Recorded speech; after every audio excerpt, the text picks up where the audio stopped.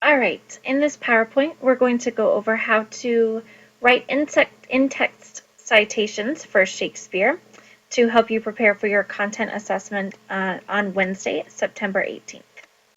So to start, as a refresher, when you are citing dramatic literature, which is like a play, so for example, when you're citing Shakespeare, you should be putting the act, the scene, and the line numbers in parentheses.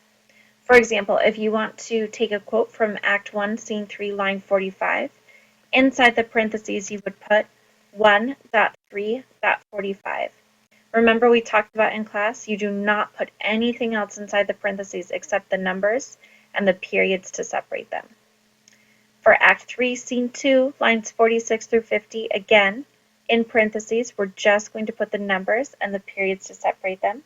So that will be parentheses 3.2.46 through 50 and parentheses. What goes outside the parentheses? This is something that we talked about last year, but you might need a little refresher. Remember, question marks and exclamation points stay inside the quotation marks. For example, when the witch says, "All hail Macbeth, Thane of Cawdor," we have a question mark right here, so we want to make sure we keep that inside the quotation mark.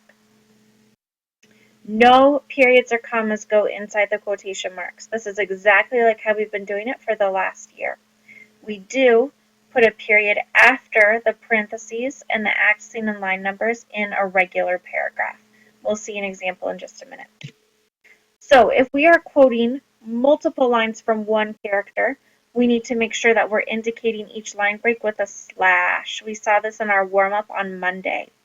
For example, when Macbeth says, "But here upon this bank and shoal of life, we jump the life to come." "We jump the life to come" is the new line. It's the next line that comes after this one. So we want to make sure we separate that with a slash. Let's look at an example. Oh, there it is. All right, let's look at an example. When you're quoting 1 to 3 lines from one character, just the basic regular way that you're quoting, you put the citation information in parentheses. So again, we have that slash to say, here is where the line breaks, and here's the start of a new line. And then we have the period after the parentheses. Notice there's no question mark or exclamation point, so we don't need anything inside the quotation marks.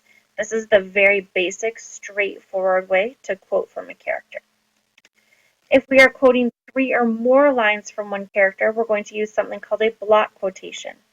So when you are quoting 3 or more lines from one character, use a block quotation, which means you're going to indent 1 inch from the left margin with no quotation marks and no period after the parentheses. It's going to look something like this. Macbeth reports the groom's reactions. That's your context sentence. And then here's our block quotation. Indented 1 inch from the left margin, no quotation marks, no period after the parentheses. So again, no period there, 1 inch indented from the left margin. This is something we haven't talked about before, but you should be prepared to do it in case you're quoting more than 3 lines from one character. All right, and then the last kind of tricky situation is if you are quoting lines from multiple characters. When you are quoting lines from multiple characters, copy the formatting from the text. Put each character's name in capital letters, then put the line after each character's name. For lines after the first one by the same character, you're going to indent 1 inch from the left margin.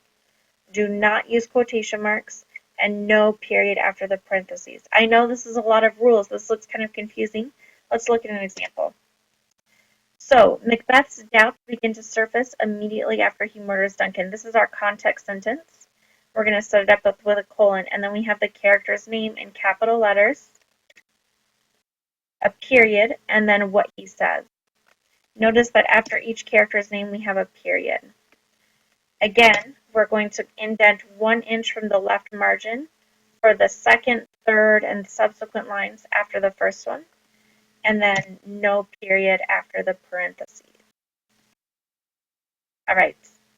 If it's helpful for you, watch this PowerPoint again, go through and take notes. Make sure you're prepared for your content assessment on Wednesday.